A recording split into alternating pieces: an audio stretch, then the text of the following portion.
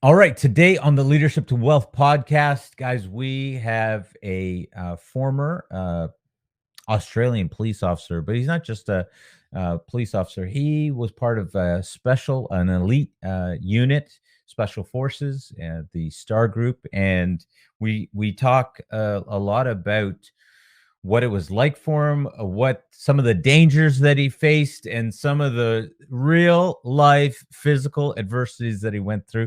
I don't want to tell you too much, but it does involve bullets, so we do get into that. And something that really interesting that he shares is, how do you consciously slow down time? And so if you want to get an idea of how to consciously slow down time, Derrick McManus, our guest today, shares about that and how to be prepared for the things that are going to come up in your life, because every 18 months something major is going to happen. So our guest today, Derrick McManus.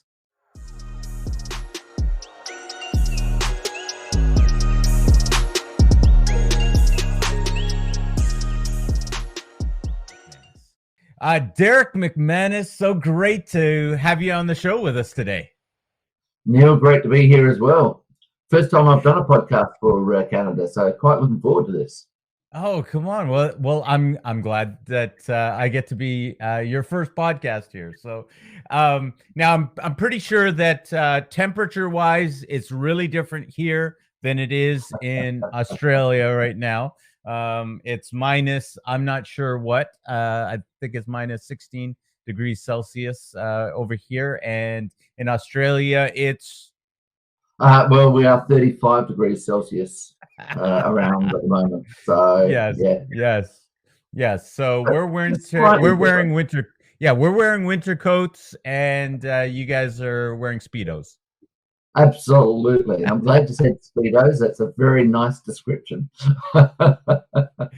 Okay. Well, there's a number of things that I want to get into because you have definitely got a very thrilling story to tell, and so I just want to jump into one piece of that for the listeners who are like, well, okay, hang on, give us a little bit more background. We'll get to the background, but I want to start off with, what is it like? We'll get into what it's like to be shot at, but before to be shot. But let's start off with something a little lighter, shall we? What's it like to be shot at? Okay, being shot at. Believe it or not, being shot at is just about as traumatic as being shot. Obviously, my background is policing. I've been an Australian police officer for 42 years. I was in the police Star Group, which is Special Task and Rescue. I was a sniper. I was a tactical diver, and I was trained by what we call the SAS, is equivalent to your Navy SEALs, in counter-terrorism. And when you are being shot at, you are feeling all the fear that, my God, the next one is going to be in me. So it is that still that trauma, and the long-lasting effects of that trauma can be quite a massive effect on people. So I've been shot at as well as actually shot. As well as being shot. Why in the world would Australia need these type of special forces? Don't people just come down there to party and have a good time? Well, I wish. I think you would be surprised at how often your SWAT teams and our Star Group and all around Australia are actually used for domestic disputes, where one of the parties grabs a weapon, threatens someone, or just takes them hostage, where the normal police officers don't have the tools or extra equipment or the extra training to be able to get into that stronghold. We have armed offenders who go and rob banks, and therefore we need to take action in relation to that as well. So, there's quite a number of times where we're required just for domestic situations. But then you have those people who are just out and out nasty people. Yeah. Well, and you've obviously seen your fair share because you've obviously been shot at and shot, which we'll get into a little bit. If you guys are listening, Derrick has, as we said, a very colored past, being a elite forces, special forces in Australia with the Australian police. And we're definitely going to get more into that. And I'm to some degree, I'm sure that's even a little shocking to people to the point that they can't relate to you, because you've been through so much that most people can't even understand that, which I also want to ask more about. But Yeah, good, good. before we go down that road, you know, I've shot handguns, I've fired some rifles, and this thing of being shot at when shooting a firearm, I got to be honest, that in and of itself is intimidating enough, especially with the sound. The movies try to make it sound and try to make it like pew pew pew, things are going around, but the just the sound alone from a firearm is I understand why you need to train out the reaction to flinch or every Yeah, time. And yeah. so I can't imagine when you're being shot at, knowing the damage that a firearm can do. I can't imagine what must have to go on inside your mind to get to a point where you can turn it off and still be able to react. Can you say something about what it takes to train your mind to be at that level? Yeah, absolutely. It's not a natural thing. When I first started Mhm. training with firearms in the police department, it was the first time I'd fired a pistol. I'd fired small caliber rifles beforehand, but when I started using pistols and we were lined up, there was about 5 or 6 of us lined up and all shooting. As soon as the other people started shooting, it's like, oh my gosh, just as you were describing. Um, but for me, I believe it comes down to my passion to overcome that so that I could achieve an objective was greater than the fear it caused. Now, the fear is always there, but the fear changes from fear to respect for the danger. So it's the fear is always there, but it when it changes to respect, you can go, okay, I know it's going to be there, I know it's possible, but I've been trained, I've got this skill, I've got that skill, I've got these pieces of equipment to help protect me, I've got other people around me to support me. And when we go into Star Group, have you ever done paintball with friends? Been out and played, okay. So you know how much paintball hurts, if you get shot in the wrong place. Well, our training, we use high tech, high speed paintball. And when you get shot and hit with that, it really, really hurts. And so our training is fairly realistic. We know that if we make a mistake, somebody's going to put a bullet down range and it's going to hurt. And we learn to train the flinching of ourselves out of that and overcome that pain as well. Even though we get hit, we will still return fire. So it does come down to just a lot of training, and then just Wow. a passion that if I'm able to overcome this and defeat the offender, whoever the offender is, the outcome is going to be sensational. But there's always got to be that respect. Okay, I'm going in. Is this safer or too dangerous? So Hmm. you've got to be able to, in the midst of battle, you've got to be able to make that decision. Is it safe? Is it dangerous? And be able to back away as well. Because there's Hmm. nothing wrong with going, no, this is too dangerous. I need to back away. Even though we're trying to go in, go in, go in, you've got to be able to still have the cognition to say this is too dangerous and be able to back away as well. Interesting. Yeah, I share my story with people because I used to be in a street gang when I was younger, and Yeah. I know what it is to lose blood. I know what it is to almost die, and your story is quite compelling. And if you have not heard Derek's story, you really need to, just look them up online. Actually, Derrick, where are some great places that people can look you up and get to know more about you? So certainly my website, derrickmcmanus.com. Just make sure you get that spelling right. But if you just YouTube Derrick McManus shot 14 times, there's a number of videos up there. And as much as this story is a very dramatic story, and it's a story that includes a lot of pain, I'm also able to have a look at the light-hearted side of things that happen as well.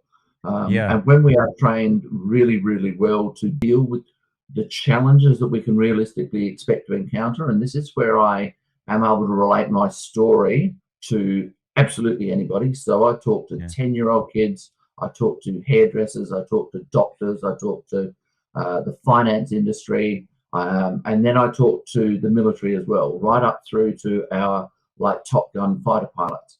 And I can relate to every one of them, because I described that I prepared myself for what I could realistically expect in my life.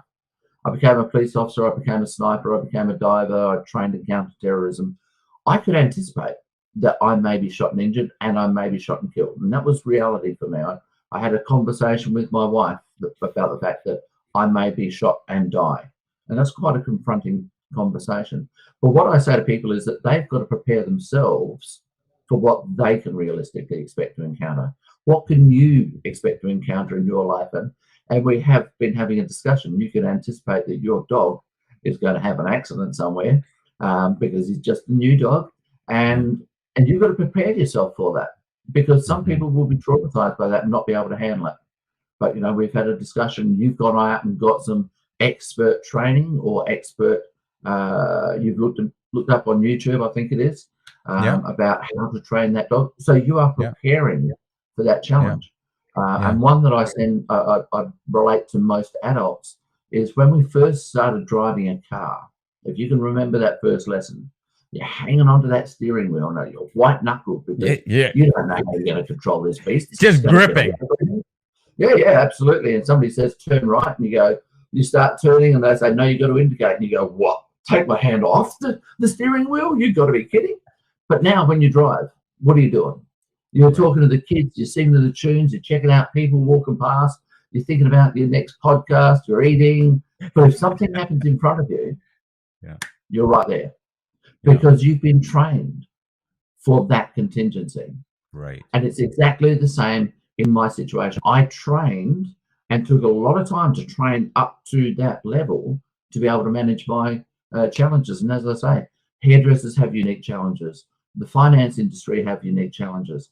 Kids in schools, they know what their challenges are.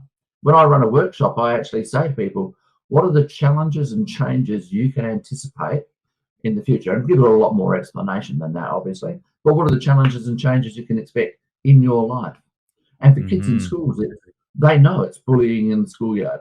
They know it's getting along with their teachers. They know it's going to be getting injured at sport, all those sorts of things. And then we start talking about, okay, so when those things happen, how do you feel about it? What are your emotions that are associated with that? And then I say, as a result of those emotions, how do you know, what tools do you have to be able to manage those emotions and be able to deal with that challenge or change? And they're able to articulate it all.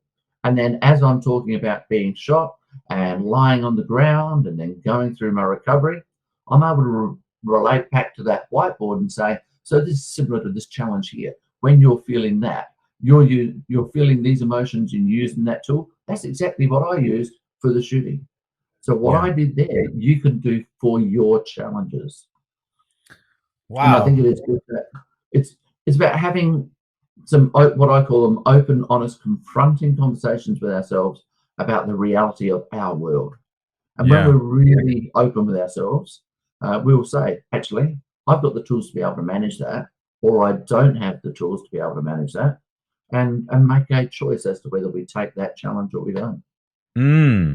Okay, so what I'm hearing, and I definitely still want to come back to what it's like to be shot and be in that situation, but you're talking about real life. here, and everything from the schoolyard Yeah. to potentially the more difficult ground to navigate, which is the workplace. Yeah. It, now, when you're what I'm hearing is Derrick, I'm hearing Derrick. This sounds all good and well. I can plan for what it's going to be like when I've got to go into the boardroom and do a presentation. Or yeah, I can handle when someone comes to me and tries to give me extra work at my Yeah. desk. But I don't see how I can be prepared for something that I don't know is going to happen. How do I prepare for something that I don't realize? You were preparing for Derrick. You were preparing for people to shoot at you. You knew that that was going to happen. How do I know what Yep. that's going to look like in my life? All right. So I was preparing for the fact that I may be shot. Yeah. I've never been shot before. I don't know exactly what it felt like to be shot. Well, you do And so now. I do now. I do now. Yeah. And it's not one that I want to do again. Yeah. Yes. I But get I didn't that. know what it was like. I didn't know what it was like beforehand. But because I dealt with the reality that this was a real possibility, I started doing the research. How have other people dealt with it? What was their experiences? Who dealt with it well? Who dealt with it badly? And I did that research to find out.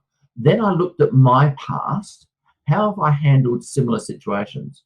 Big injuries like twisting ankles, or and I've never broken a bone prior to this, but injuries through sports and Mhm. collisions and all those sorts of things. How have I dealt with those injuries? What happened, particularly, what happened in my mind? What happened to me emotionally? Because when our emotions start overtaking our thought process, then our ability to make rational decisions goes out the window. Okay, and we've got to Yes. be able to accept that. Our emotions and our rational thinking generally sit on an even plane. And when they're on an even plane, we're calm, we're relaxed, everything's going well, we can debate, we can consider, we can get creative. But as soon as our emotions start going high, and our rational thinking starts going low, and this is fight and flight, this is panic, because our emotions are so high that it's taken over control of different parts of our brain. And I go into descriptions of how we control and manage that brain. But when the emotions are high, the rational thinking is low. And it's not about Mhm. saying, and this is key to it, it's not about saying we don't have emotions, cut out emotions, because that's how I was trained 30 years ago when this shooting happened. Right? Men don't have emotions. You don't let that control you. If you do, you're weak, and all those sorts of things. We've got to understand we do have emotions as much as anybody else in the world. And we go, oh my gosh, they're emotional. So are we. So are we. But it's not about saying cut the emotions out. It's about saying what tools do I have to be able to manage that emotion so I can bring the emotion down, the rational thinking back up. It may not get onto the even plane again, but the closer we can get them, the better chance we've got of making rational decisions and doing the things that we are proud of. Down here, we're doing the things we go, oh my gosh, why did I do that? That was embarrassing. I've been trained for better than that. We know it, Yeah. but our emotions take over. And so we Yeah. just got to be aware of that and be vulnerable enough to say, okay, maybe I don't know how to control myself in this situation. Now, you said, how do I prepare myself for what I don't know is coming? I Mhm. honestly believe that 98% of the things that are going to happen to your life, you can anticipate, right? You don't know they're going to happen on the day, right? So it's going to hit you with surprise, but it shouldn't be unexpected. When you're in the But work environment, but Derrick, isn't that what we would call someone who's a worrier? A worrywart? no, no, I honestly don't think so. Um, I think we've just got to take open, honest, confronting conversation with ourselves, and say, hey, listen, what's happened in the workplace in the past? What have people experienced? What have, when you work for this type of business, when you work for this type of boss, when you work in this environment, what's happened to people in the past? okay, that was a really terrible thing that happened to those people, but why couldn't that happen to us? Okay. And so a lot of people go, oh, no, it happened to them. They've dealt with it. It will never happen to me. And when it does hit them, bang, it hits them like a steam train and absolutely floors them. Now, I'm not saying that we need to be fully prepared for it, but what we can do is have some idea that could happen and some idea of how we could deal with it. May not be a perfect response, but just that some idea it could happen and some idea that we could have tools to be able to deal with it already starts preparing us for when it does happen. Okay, I know where I can go to either manage this, or and working through the model that I have for what I call human durability. Once we work through that model, we should be able to see the indicators that tell us it's heading this direction, and say, okay, here are the indicators. I need to do something, and that's either take on and confront whatever challenge it is, or have our cognition still going and saying, no, I can see the indicators going this way. I need to back away and go and find something else. Now, that takes a fair bit of vulnerability for a man to be able to do that, and women going into the male-dominated roles these days. If they feel as if I back away, everybody's going to think I'm weak. They're never going to respect me. Sometimes the strongest thing you can do, the best thing for yourself, is just to say, do you know something? I don't think I've got the tools to be able to handle this. And if I do try to manage it, it's going to cause anxiety. It's going to cause stress. And if I continue, it could lead to burnout, depression, PTSD, all those sorts of things. I'm not prepared for this. I need to back away and go and get those tools, and then come back and do it if you really want to. But it is about having that vulnerability to say, maybe I don't. So going back to, can you really be prepared for everything? About 98% of what we experience in our lives, we should be able to deal with.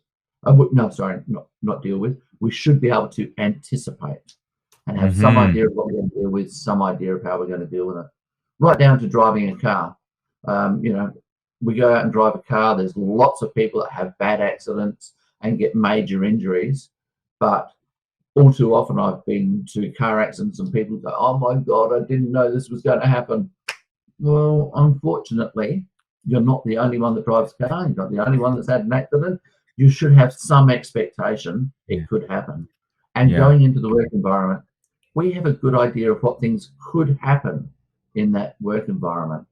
And we should be able to prepare ourselves for them. But it's about being proactive. And being able to say, I see the indicators going this way, and I need to be able to manage it. Now, before we go too far, I did this in my life on a regular basis. I just didn't realize it. But I prepared for the bad stuff, but I also prepared for the good stuff. And this is where the balance comes, right? Yes, open, honest, confronting conversation. What are the challenges that I may face? But what are the opportunities that are going to present themselves? And if those opportunities present themselves, what can I do with those opportunities? Some idea it may happen, some idea of how I might deal with it if it does happen. Because good stuff happens, and sometimes we go, oh my gosh, I didn't expect this. What do I do now? And that opportunity goes past, and we go, oh, I should have done something with that. So we've got to prepare for the good and the bad. I'm very much a let's confront reality about the negative stuff, but I'm also a dreamer. And I dream about all those sensational things that could happen. And that's part of the reason I got into Star Group in the first time. Some people say, oh, wow, that's a massive, massive opportunity, because we've got all the boys' toys in the world. You know, we've got the weapons that we play with, but we've got helicopters, we've got boats, we've got abseiling, we've got all sorts of adventures that we get to play with as well. So it was a sensational environment from that side. And I got to do all this stuff, and people paid me to do this stuff. You know, jumping out of helicopters and abseiling down ropes and climbing down the side of buildings. People go, oh my God, you get paid for this. So there's lots of good stuff that happen as well. So we've got to prepare for the good as well as be prepared for the negative. And we've got to stay balanced in that. That's phenomenal. Okay, so we're talking with Derrick McManus here, and he is former Australian Special Forces, Australian Police Special Forces, part of the Star Group, and he has. We talk. If you missed it, rewind. He was talking about what it's like to be shot at. But right now in our conversation, we're just going through what he likes to talk about as being durable and the being durable in life in both good and bad situations, being able to be able to look up the road, see them, and be able to train for those reactions. And so, Derrick, I love what you're sharing here, especially this part about vulnerability, because it takes something to be able to look at your life and see the areas that you're vulnerable. And I think oftentimes, if we really are willing to be leaders in our life, that's the key, is being able to look at the areas where you're vulnerable and then taking some actions, doing something about it. If you lived in a house and you didn't have a lock on your front door, or you didn't have a front door at all, we would obviously be thinking, hey, we probably should get on that and get a front door, um, and just taking that look. And that would be ridiculous. But there's so many areas of our life that you're talking about here, that whether it be in school, whether it be in business, whether it be in the workplace, we face these different types of trials, and we can be prepared for them. So I really love what you're sharing with us, and some of these techniques that you're even talking about. Start looking down the road. When we think of driving a car, obviously you have to start considering that any one of these scenarios can happen. Now, there's that piece there that I want to talk about with preparing. You said 98% of the things that happen we can be prepared for. How do we how do we uh when you're looking at your life, when you're looking at your workplace or business, how do you not do, what do they call it, paralysis of analysis? Yeah, you yeah. you spend so much time there looking for the things that can go wrong, looking at your vulnerabilities, that you don't actually do the things that you need to do. How do you navigate that so that that doesn't become your world? Um, yeah, absolutely. There are people who just get overwhelmed by the negatives that could possibly be around them. And sometimes I think they're just in the wrong environment. They're not in an environment that they are passionate about. Because if you're Okay. working in, yeah, if you're Yeah. working in an area that you love working in, you'll see all the good stuff. But if you're doing something that you don't enjoy, that you're being forced to do, and don't get me wrong, there are people that have predisposition to negativity, and if it's a predisposition to negativity, no matter what that environment, sometimes we do need to go away and talk to a therapist, a psychologist, psychiatrist, and get some professional help. So never rule that out. Okay, if it becomes this massive thing, go away and get the advice from a professional. There's probably something more to it than just um, what I'm going to be talking about today. Um, but if we are passionate about the environment, I mean, if somebody came into Star Group and they didn't like guns, but they forced themselves to be there because, well, I'm going to get paid for this and going to get paid well, but I'm really, really scared. They're in the wrong job, right? And they are always going to be vulnerable to anxiety, stress, burnout, PTSD from the experiences, because they are just going to be overwhelmed by the fear factor. But if you're in a job that you love doing, such as me in Star Group, absolutely loved it. People say to me, "How can you do that?"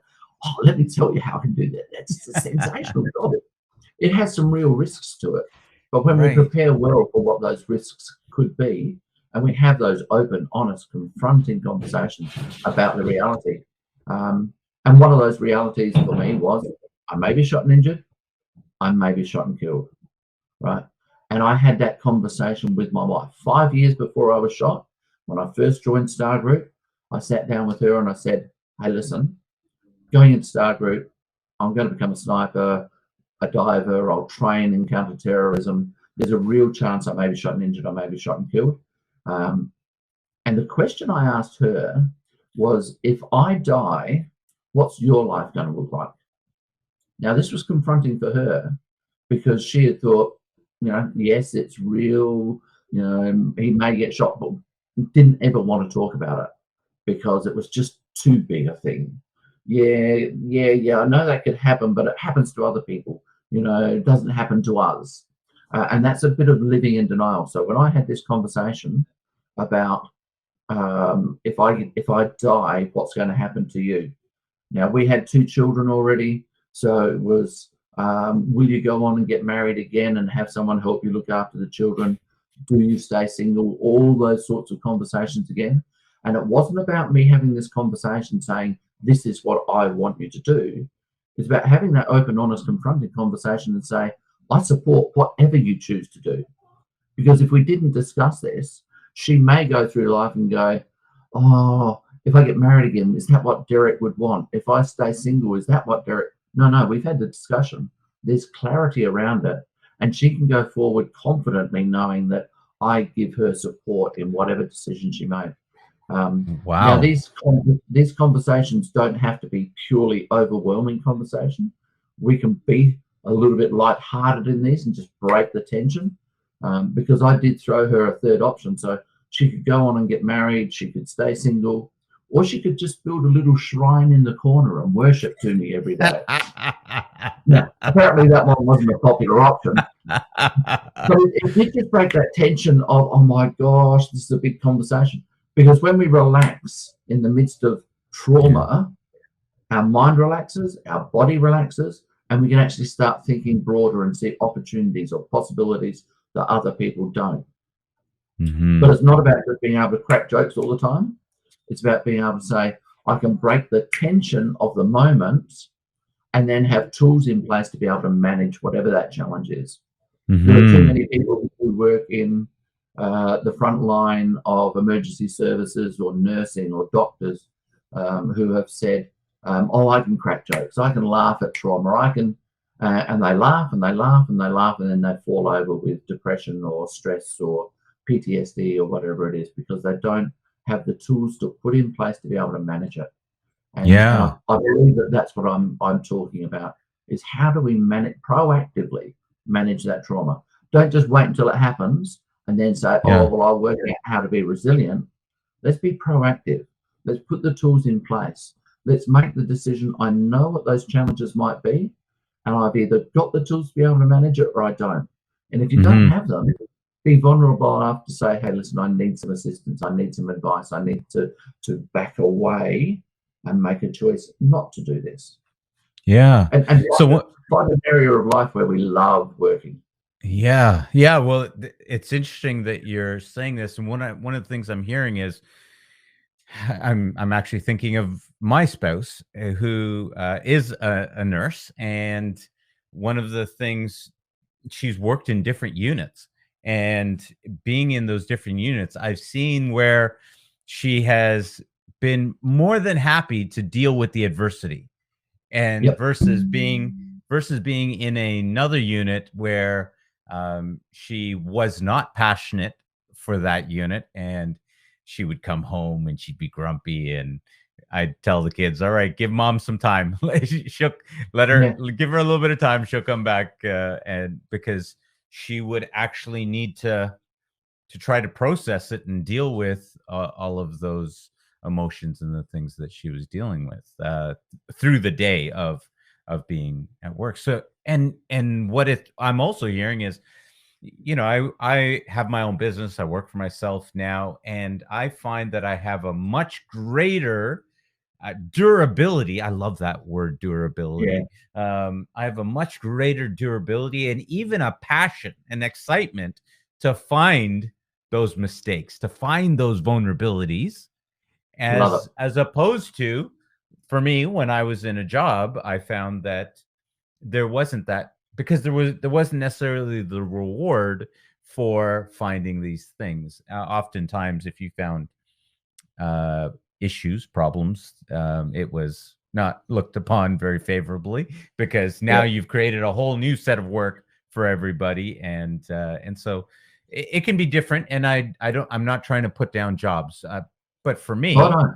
what you're saying really resonates, because it's a huge opportunity to be able um, to rep, to be able to learn more about this area. Oh, how can I learn about this aspect, this vulnerability, so that Yeah. I can be prepared for it next time, and so that the next time a real estate deal comes up, and this is really powerful. You're talking about opportunity.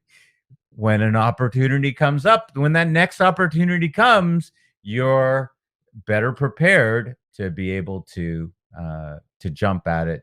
Now you've put yourself in a better position to handle that. And maybe you did miss that last opportunity because you were afraid, because you were worried, because you were all of these things, but now you've been able to take some actionable steps. And that's what I'm hearing, is you can start taking actionable steps to go forward. And as we talk about this thing called leadership, and being leaders in our own lives, Yeah. what Yeah. I'm hearing Love those from words. you Love is, those words.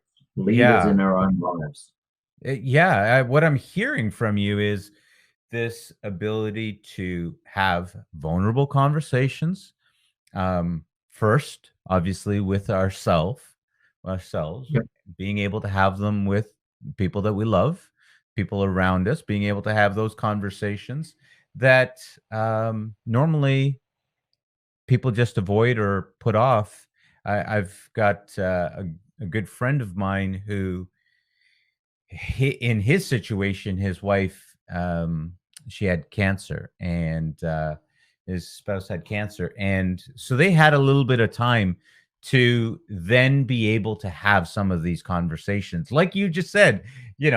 Okay, I'm gonna pass away. I'm gonna die. What are you gonna do next? Are you gonna get married? And I had that conversation too, and I think I made it a Yeah. little bit funny with my wife, and I just said, "Hun, if you die," when the kids were younger, I said, "If you die, I will have no problems getting married again. I mean, look at how beautiful these kids are. Women just flock to me." So I said, just you don't want to die, hun." So yeah, But yeah, and it's lighthearted, but it's good that you have those conversations, yeah, yeah, because it, you know, I certainly hope it never does happen, but it's yeah, always going to be possible. So let's have yeah, those conversations before. And I'm just going to pick up on the scenario you threw up about your wife being a nurse and working in some segments where, some areas where she didn't like it. So, yeah. there's lots of nurses that are very passionate about their jobs, but some of them don't like working in palliative care. And Yeah, understandable, because you're always yeah. dealing with death. W Some of well, them don't like working with children, that's but they're that's passionate about actually it. other areas of nursing. Right. Right. Well, for her, it was, she loved work. She was working in the cancer unit with kids. She loved that Yeah, job. She's worked palliative, and she loved it for the most part. Both of those places she more or less loved working in, because every day it was, even though it was a dire situation, there's things that are resonating in my brain about what you're talking about here. Even though she was in these dire situations, she loved the opportunity to make a difference in people's lives. And then there were other units where she worked, and she just felt like, we're not really able to make a difference, and that seems to be yeah. important to her. But sorry, I cut you off. Please say more No, about no, that. no. I'm going to just pick up on that point right there. The ability to make a difference, have meaning in the work that you do, is something that's really, really important. Because if there's a meaning to what you're doing, if you believe you're making a difference, you can push through so much trauma. You can push through so many hard times, because at the end of it, you have made a difference, and that feels good for you. There is meaning about what you're doing. There's that sense of reward for effort. Whereas if she's in a ward where she's just going through the motions and just running around after people and just emptying bedpans while other people do the important work, then there's no meaning to that for her. And that's when she will get stressed and upset and disappointed. The other thing that I'm going to go back to, what you were saying before about when your wife comes home and she just needed time to process. What I believe you did in talking to your children and saying, hey, mum's stressed, she just needs some time. One, it's addressing the reality of the situation and actually naming it and saying she needs some time and allowing her to have that. It's good for the family to understand that. And it's good for your wife to be able to go, to know, yeah, this is what I need. And as soon as we start naming what we need or what we're feeling, it actually allows us to feel those things and deal with them properly. The other thing that you were doing was you were having a conversation about saying, mummy's having a bit of a hard time, but she's actually managing it by doing this. You're actually preparing your children to say, oh, okay, hard things happen. And when hard things happen, we need to take some time out. We need to be able to actually deal with it rather than just sort of pretending that it's not happening for the kids. So just that awareness for the children, you're already starting to prepare them better. And I could see you going, oh my gosh, was I doing that? You're doing it intuitively, and it's just brilliant. And if more people can do that. So I relate to that in my own life when I actually separated from my wife, and I'm now divorced from her. And so I was a single father bringing up my children. And I knew that there were times where I was just super tired and I had a short fuse because I didn't have enough energy to be able to deal with it. And I would talk to my kids and say, hey, listen, I'm feeling really tired at the moment. I'm frustrated with whatever, or, this is going wrong, without giving them too much detail and bogging them down. But I would say to them, if by some chance I get angry and bite your head off, if I snap at you today, please know that it's probably nothing that you're actually doing. It's just what I'm feeling in myself. That already allows the kids to go, oh, okay, well, it's not me that's at fault here. It's maybe dad. But it also released the pressure from me. I wasn't trying to hide it. I was actually dealing with what I was feeling. And instantly, I feel just that little bit better. And I rarely ever snapped at the kids because I was able to go, oh, and the kids go, yeah, no problems. But so just naming those things takes the pressure off of ourselves. So what you're doing with your wife and allowing her to have that time and name it, brilliant. Absolutely brilliant. We're here talking with Derrick McManus, formerly of the Australian Police Special Elite Special Forces Star Group, and we were talking about earlier about being shot at. I want to come back to this because we've obviously now talked about the different areas that you can apply this durability to and preparing to. But we got to come back to this question of, you actually know what it's like to be shot. What you got to fill us in a little bit. All I know is that you were obviously in a dangerous situation. You were being shot at, and you were in fact shot 14 times. Okay, so I'm just going to pick up again on something you said. I was in the STAR group, and a lot of your listeners won't know what that is. So the STAR group is Special Task and Rescue. High risk arrest, hostage siege, counter-terrorism. I was VIP security to the Queen when the Queen came out. So we go into the high risk environments, and the possibility that we may be shot and injured, we may be shot and killed, was always a reality for me. And I prepared myself physically for it. Obviously, that's what we do. I prepared myself mentally for it, as in, what are the processes? What are the practices that I need to put in place if I get shot? I need to slow down the heart rate. I need to slow down the bleeding. I need to be able to manage the injuries themselves. But I also prepared myself emotionally. What's going to happen to the emotions? The emotions going to high. The rational thinking is going to go low. So all that intellectual preparation that I did is going to go out the window. So I prepared myself emotionally for how I could bring those emotions. Where's my camera? There it is. Bring my emotions back down. So when we went into this incident where I was actually shot, we went to arrest a guy for fraud. Now, fraud is not something you normally associate with violence, but we knew his history. He'd never actually done anything of violence, but he's shown a propensity that he may get violent. And that's why the STAR group were asked to go and arrest him, because there was this higher potential for him to be violent, even though he'd done nothing. So we're already mentally attuned. There is a possibility. We went to the house, we knocked and called that we wanted to talk to him, and he didn't answer the door. I've moved down the side of the house to make an assessment of another doorway. Can we get in more efficiently, more effectively than what we had already planned? And our planning, our briefing was very, very detailed and meticulous in what each of us were doing. And as you can appreciate, in the military and in the special forces, for police or military, we are absolutely regimented, but there's also a high level of flexibility built into that as well. And when we're talking about leadership of ourselves, we've got to be able to look at that perspective. Yes, this is what I want to do, but if an opportunity for good or bad pops up, we need to be able to be flexible or agile enough to go, there's an opportunity, I'm going to grab it. So I went down the side of the house to look at this other door to see whether there was an opportunity for us to go in. And as I got to within about 2 feet of this other door, the offender spotted me. He started shooting, and I was the target. Now, he fired 18 times with a 308 rifle, a Chinese military SKK. The bullets fired are the same the Chinese use when they go to war.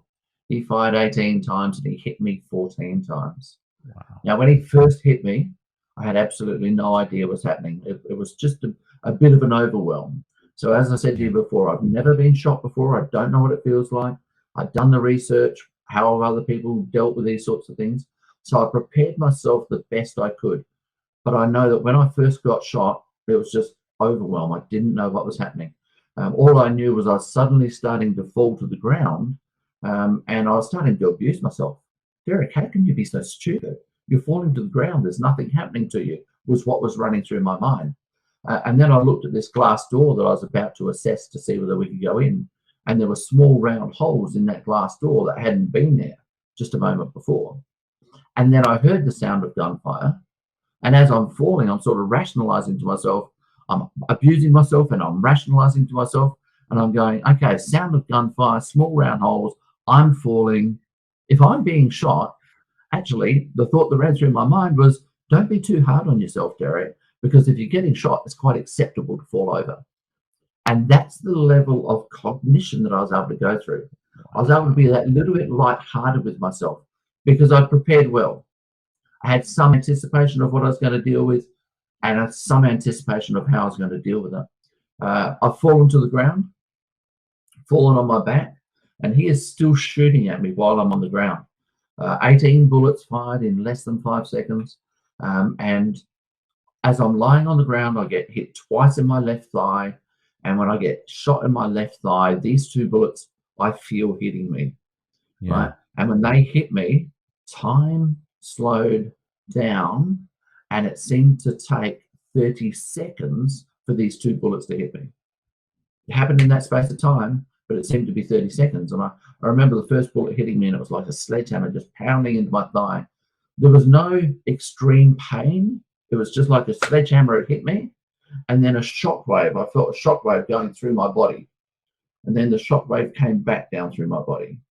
And then I felt the impact of the second bullet, and I felt the shockwave going up and the shockwave going back down, and it seemed to be 30 seconds. And the thought that ran through my head was, Derrick, how can you lie here for 30 seconds and just accept being shot? And I knew that I needed to fire back. But before I fired back, I started realizing that I'm lying on my back and my feet are pointing directly at where the bullets are coming from. I couldn't see the offender. It was dark in the house, but I could hear the sound of gunfire. And I knew that that's the direction I needed to just put some bullets in that direction to make him have the fear that he's in danger as well, and that might stop him.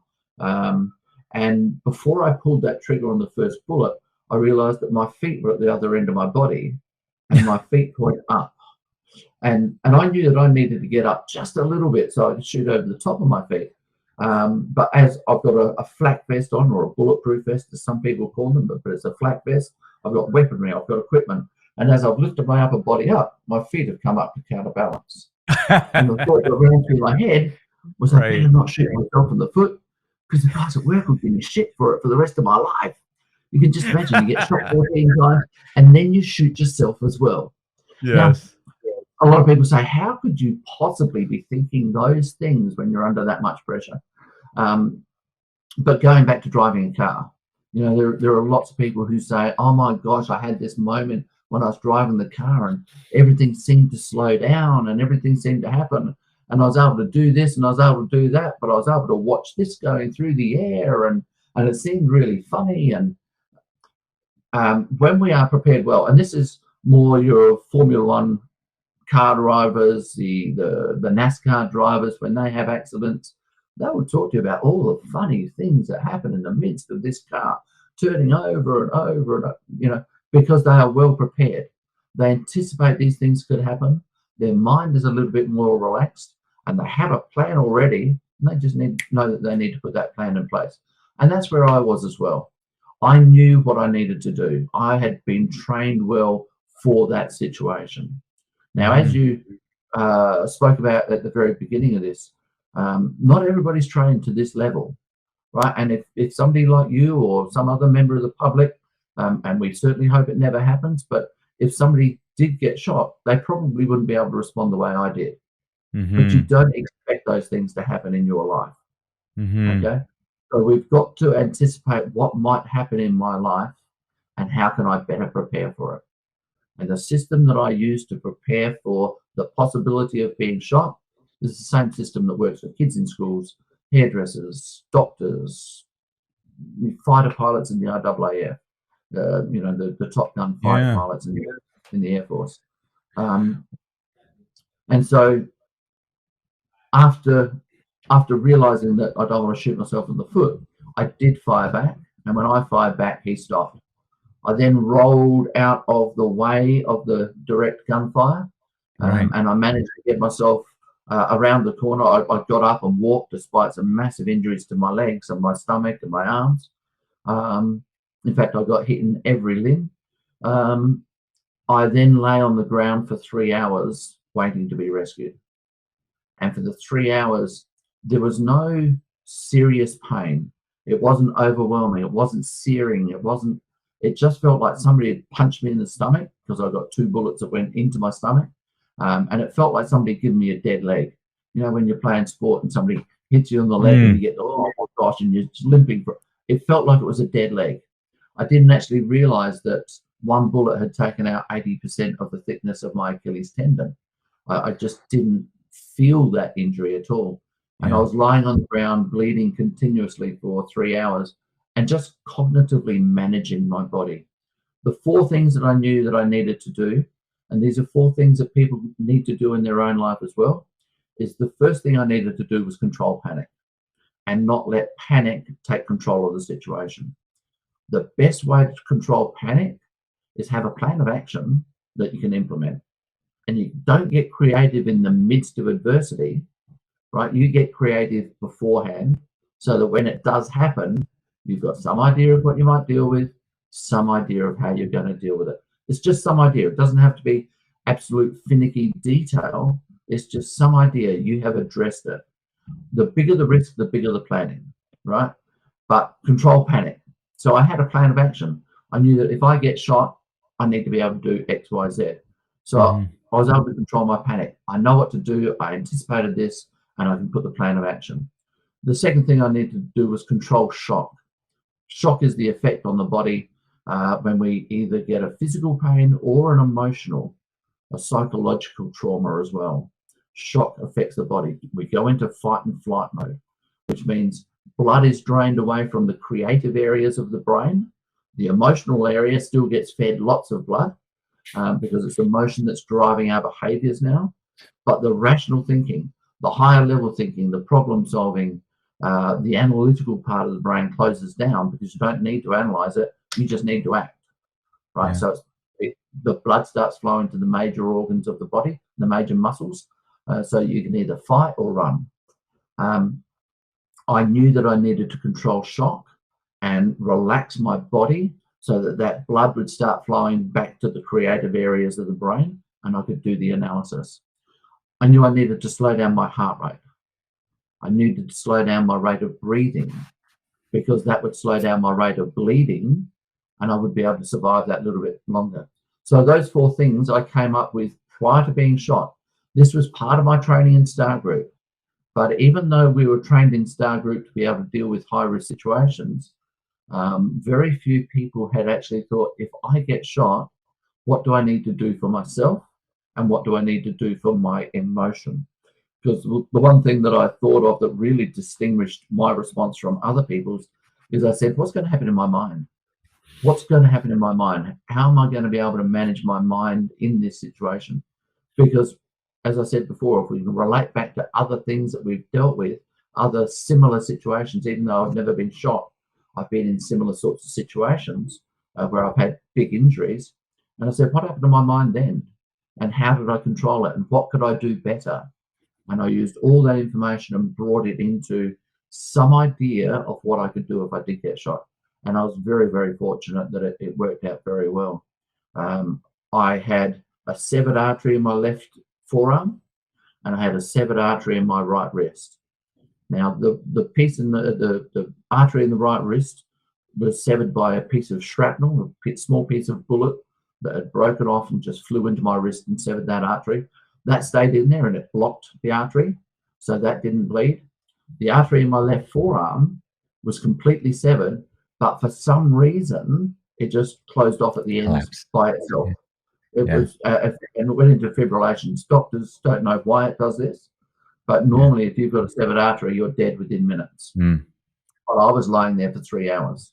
2 bullets in my stomach, 2 bullets in my leg.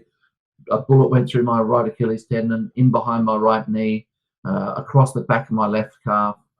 So I had some massive injuries, and I was lying there for 3 hours, and I'd lost so much blood. When the first doctor got to me, he said he didn't know whether I was dead or alive. And I had this conversation with him probably about 4 to 6 months after the shooting. I just went in and said, thank you for what he did for me. And he told me that, when he first saw me, there was no movement, there was no sound, there was no breathing, there was no color left in my body because I'd lost so much blood. And he said, Derrick, when I first saw you, I saw these things and I thought you were dead. And I thought to myself, should I even bother having a look? I said, pardon?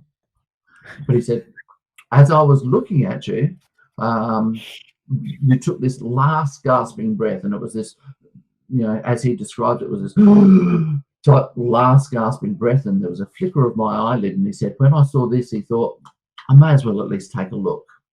And I thought, oh, thanks very much. But what he didn't tell me, and what I worked out later, was that at the time he was making this assessment, should I look, shouldn't I look? Yeah, I may as well at least take a look. He was standing in direct line of fire. Bullets from that shooter were whizzing around his ears. And when we talk about leadership, personal leadership, this man was committed to the job that he'd been asked to do. He was also a risk manager. He knew when to make a decision to stay and when to make a decision to go. But he committed to doing the job that he'd been asked to do. His team of ambulance officers, paramedics, they were committed to that job as well, and they followed their leader. They trusted their leader. But he put his life on the line. One of my mates from Star Group came up to him while he was treating me and said, Bill, and we knew him well because we worked with him quite a bit, Bill, don't worry about the shooter. I've got a flak vest on. I'm going to stand between you and the shooter. And if the bullets come this way, I've got a flak vest on, so I'm going to be all right, and so will you. Now, as we're having this discussion, it doesn't always have to be tense.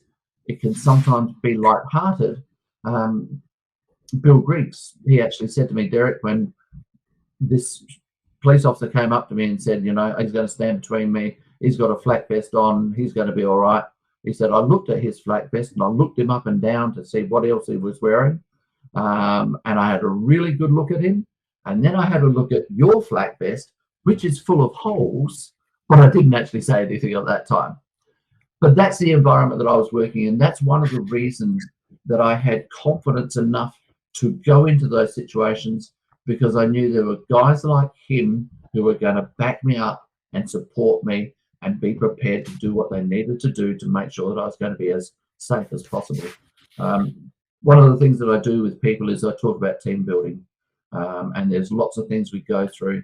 But the aim is to get yourself into an environment where you're prepared for your own challenges. And this may be in an office environment where we're just dealing with customers across the counter, or we're trying to make sales.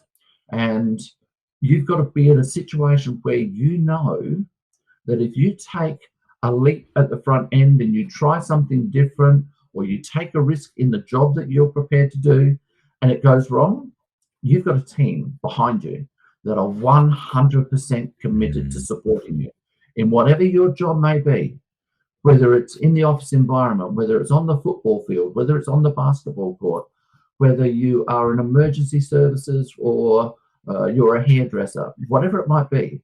If something goes wrong, you've got a support team behind you that are 100% committed to looking after you. And this doesn't come from management saying everybody has to support everybody else. This comes from what you do as a leader of your own life and the commitment you show as an example to everybody else.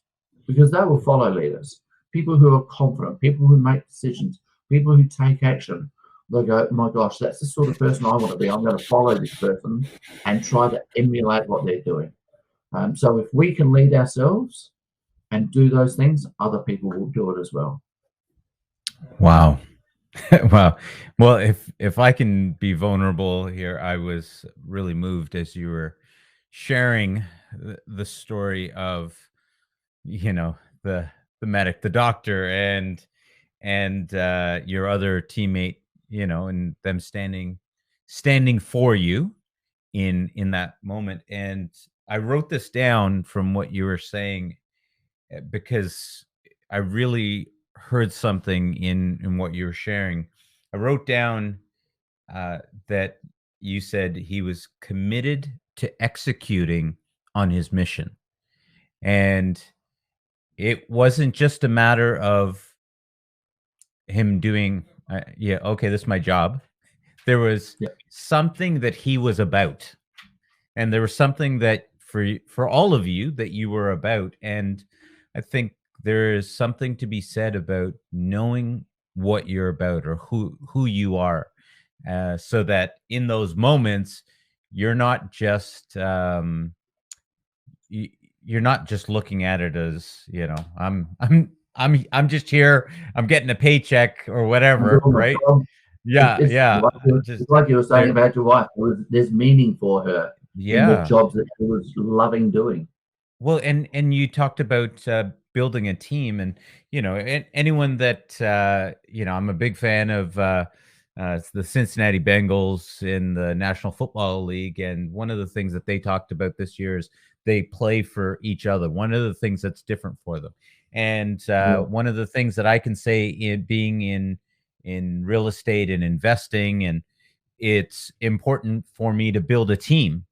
And sometimes you function because your team is relying on you, to come through. And maybe they're not expecting me to stand in front of bullets, but they are expecting me to step in on this situation. When it comes to this part of the investment, that's where I've got to come to play. That's where I've got to show up and be committed to executing on and my that's mission. absolutely ideal. You're not going to face bullets in the investment industry unless you've got really bad clients. But that's another subject. Yeah. But you're preparing yourself for what you can realistically expect.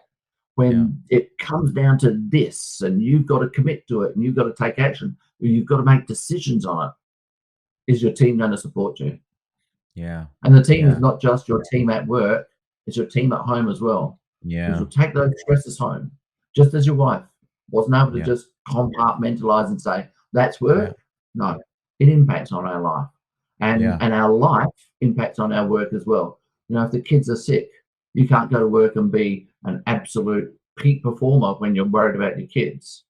So one of the things I talk about is optimal performance, right? And understanding what is the best you can do under the circumstances you're facing at that time. And that would include peak from, at the right time. But there are other times where there are so many other things happening that it's going to impact on whatever else you're doing. And you need to take that time out or pay attention to it. So it's all about optimal performance. And, your Cincinnati football team, they will work out what is optimal for particular parts of the game. Sometimes they've got to play defense and they can't always be on attack, right?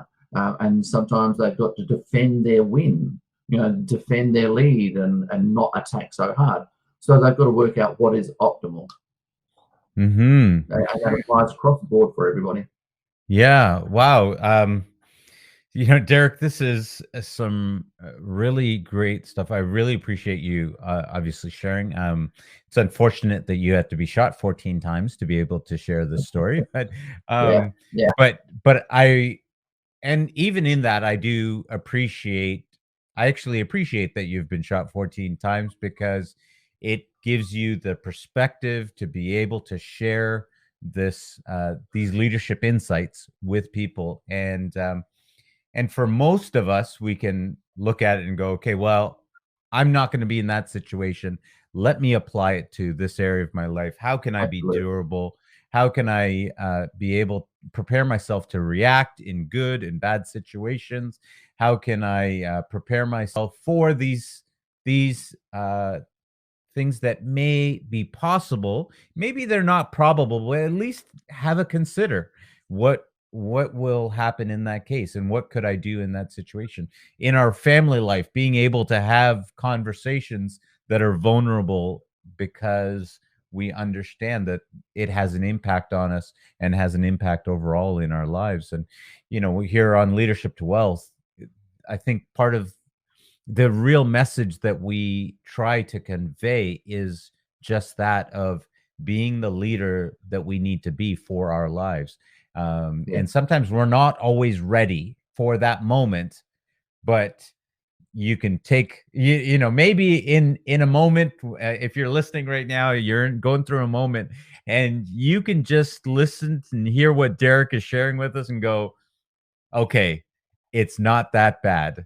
Someone's not having to look at me and decide, is he still alive or not? So, you can get up and you can move forward. Yeah, absolutely. And I'd like to pick up on that point there, because people say, oh my gosh, you've had such a hard time, you were shot. My trauma is nothing now. And that's the wrong perspective. That really is the wrong perspective, because whatever you are going through at the moment is real. And this goes right down to kids in schools, and some parents need to really learn how to manage their children's emotions and treat children's lives with reality. Because sometimes kids come home and say, oh, so-and-so was mean to me today, and they're no longer going to be my friend, and that's really upset me. And parents will sometimes go, oh, that's so cute, don't worry about it, you'll get over it, you won't think about it in 30 years time. Well, unfortunately, that is everything to that child at that time. To that child, that's the same as parents going through divorce. It is traumatic and it's massive for them. Yes, we know that they're going to be able to get through it, but for them at that time, we've got to be able to treat their trauma with reality. So if any of your listeners are going through something at the moment, know that that's real. The emotions you feel are real. But the more open, honest, confronting conversations about the reality of that, what tools we have to deal with it, and we spoke at the beginning about the whiteboard, about what are the challenges, what are the changes you can affect, what are the you can expect, what are the emotions that you can anticipate you're going to feel, and then what are the tools you have to be able to deal with that. Right, the more we are well aware of what our whiteboard looks like, the more chance we've got of being able to manage it well. And that's not about saying I can manage it by myself, because there's no way in the world I could manage my trauma of the physical injuries. One of the best things I did after the shooting was get some psych assistance. And going back 30 years, men getting therapy was not something that was well embraced by other men, but it was one of the best things I could do. So we need to be vulnerable enough to say, actually, I don't have the tools to manage this. Let me step back, let me go and talk to someone, let me get some better advice. And that's whether it's a personal trauma, whether it's your investment that's going wrong, whether it's the real estate deal that's not going quite the way you would like it to go, whether it's the relationship in the office, that whatever the trauma is that you're going through, it's real. And the trauma, the emotion you're feeling needs to be managed. and the more vulnerable we are to say, I need to be able to manage this, and it's a real thing, as we spoke about your wife naming it, the more chance we've got to be able to manage it well, and then have an outcome by design rather than an outcome by good fortune or misfortune, whatever it might be. Mm. I need to ask one other question. I know that you're giving us more time than we've actually allotted, but I need to ask this question from you because you trained to perform in a certain way in these situations, and you find yourself on the ground unable to perform in the way that you had trained. Does that in that moment, does that affect you? And I think that's something for people is oftentimes they expect that they're going to perform in a certain way, and when these things occur, when they don't perform in that way, it creates doubt and all of these emotions flood in, and they're like, "Well, come on, I'm supposed to be able to do this. Why am I not Yeah, yeah, performing?" yeah. Can you say And something about that? yeah, absolutely. So this comes down to our own expectations of ourselves, but it also Yes. comes down to societal expectations of, you're a man, you should be able to deal with this. You're a woman, you should be able to deal with this. You're an investment agent, you should be able to deal with this. So societal expectations, we try to live up to those. But Mhm. I think it comes down to, there's a whole broad spectrum of things we can talk about, but the two things that I want to talk about now is vulnerability and saying, I'm not perfect. I Yes. make mistakes. And when In the mistakes, moment doing that. absolutely, Yeah. absolutely. Mhm. But we're not perfect. We do make mistakes. Mistakes happen to everybody. It's not just us. And so when we make a mistake, we're not the only one that's done it. And as I said before, 98% of the things that we could happen to us, we should be able to expect. Everybody else has made mistakes, but we're really harsh on ourselves when we make a mistake. We don't allow ourselves to make a mistake. We're understanding if our partner makes a mistake. We're understanding if our teammate makes a mistake. We can understand that, but we're hard on ourselves. So we need to be vulnerable enough to say, I need to make, I'm allowed to make a mistake. We don't want to, but I'm allowed to. The second one is the open, honest, confronting conversations with ourselves about the fact that I may make a mistake. And that open conversation, if I do make a mistake, what's the best way to manage it forward from there? So we need to take responsibility for four things as I see it. We've got to take responsibility for the choices we make, the actions we take, the consequences of those actions. And the fourth one that very few people ever address is take responsibility now for what life might be like afterwards, if it does happen. So, for my situation in being shot, as I said to you, I spoke to my wife and said, I may be shot and injured, I may be shot and killed. If I die, what's your life going to look like? And we spoke about it. But one of the other conversations we had is, if I get shot and I don't die, I may spend the rest of my life in a wheelchair. And I needed her to know that I already had a perspective in myself that if I get shot and I spend the rest of my life in a wheelchair, anything better than death is bonus, so long as I'm able to interact with my children. So this is not something that I made a decision at the time, and it wasn't something that I decided afterwards, okay, I will be able to deal with this. It was a decision I made at the time I was making the choice to go into Star Group. It was a decision I made before I took the action. And the more proactive we are about those things, the better we're going to be able to manage those actions afterwards. And that Mhm. applies to football field, that applies to the tradies doing their electricians or plumbers or whatever they might be. Take responsibility for the choice, take responsibility for the action, take responsibility for the consequence, and then take responsibility for the future after that, before you take the action. The more we're Yes. prepared, some idea of what might happen, some idea of how we might handle it, the more chance we've got to have having that outcome by design.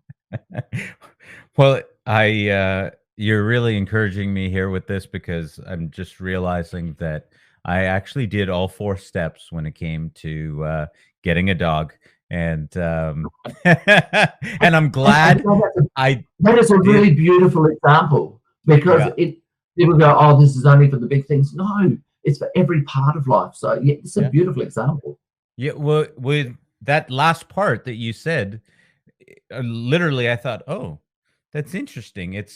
Probably the it's probably the most important part of what I'm going through is taking that responsibility for what this life is like now. Because so here's something interesting that I'll share with you and share with you guys that are listening is that everybody wanted a dog. My kids have been on me for 10 years. They want a dog. My wife said, we got to get a dog. And then 3 days after we get the dog, we're sitting at the table 4 days later. And my wife says, I just to be open, I actually don't want a dog. I was like, wait, what? You don't want a dog? She's like, yeah, but I wanted one for the kids. I was like, okay, well, I'm glad that I took responsibility for that choice of getting a dog and whatever it's going to be, however it is. And people might not like it. People may not like the dog. They may not take care of it. Yeah. They may not, do the poop and scoop and all of these things.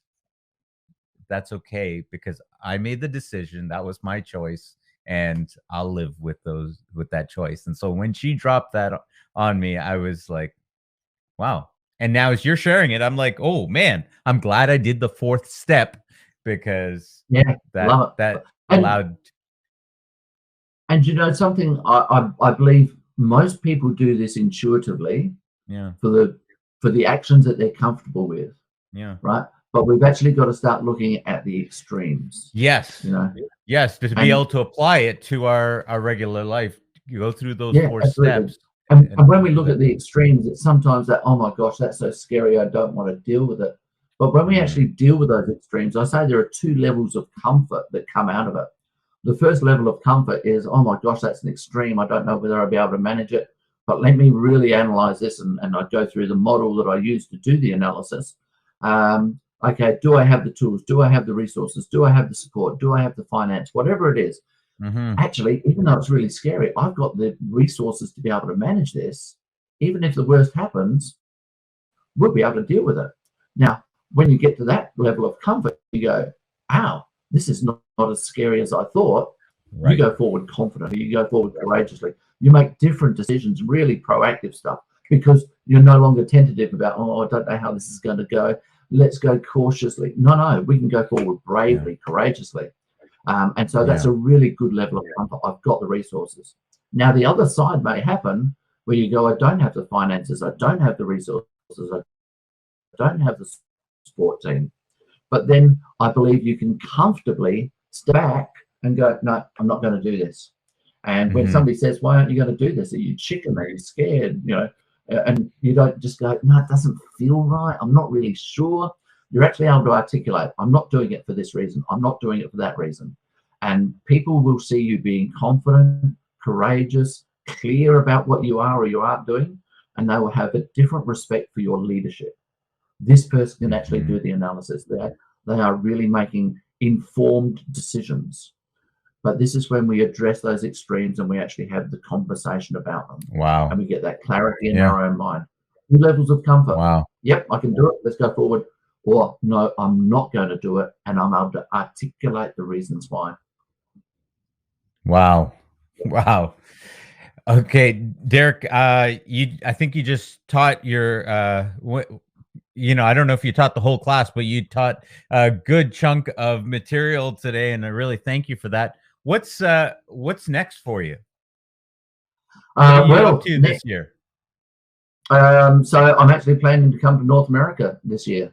Oh, that's I fantastic. Yeah, I'm making connections in North America, and people want me to come out there. So I'm starting to have a very serious look at where the COVID situation is at the moment, and I'm very Mhm. comfortable that I'll be able to to travel because I've done the analysis. What are the challenges? What might I anticipate? And it's about me saying that's a safe place for me to go. That's maybe not so safe to go, and making conscious decisions. But I'm looking forward to getting over to America. I've been over there 4 times already and spoken mostly around the West Coast. But I'm looking to get across to America and travel throughout the whole lot. And I would love to get up to Canada. Love. So if you've got some clients up there that you think might be interested, yeah, would love it. Love it. Well, guys, if you'd like to book Derrick McManus as a speaker, and you'd like to hear about if you think people would be impacted by hearing about how he's been shot 14 times, I'm sure he loves telling the story because he's alive to tell the story. So, where can they find you again, Derrick? Your website? My website, derrickmcmanus.com, and I have a YouTube channel as well. And you know, on my YouTube channel, there's actually a 10-minute video where I'm doing a networking event. And in this 10 minutes, I have people cracking up laughing at the fact that I got shot 14 times. But when we get right down into it, it's those leadership lessons behind it that are the most important. And when we can have a laugh at ourselves and relax in the moment, leadership actually becomes a lot easier. Wow. Wow. Love it. Ladies and gentlemen, I hope you guys really enjoyed hearing from Derrick, because Derrick, I had a great time. Thank you so much for coming on the show today. Neil, it's been an absolute pleasure. Thank you for the invitation.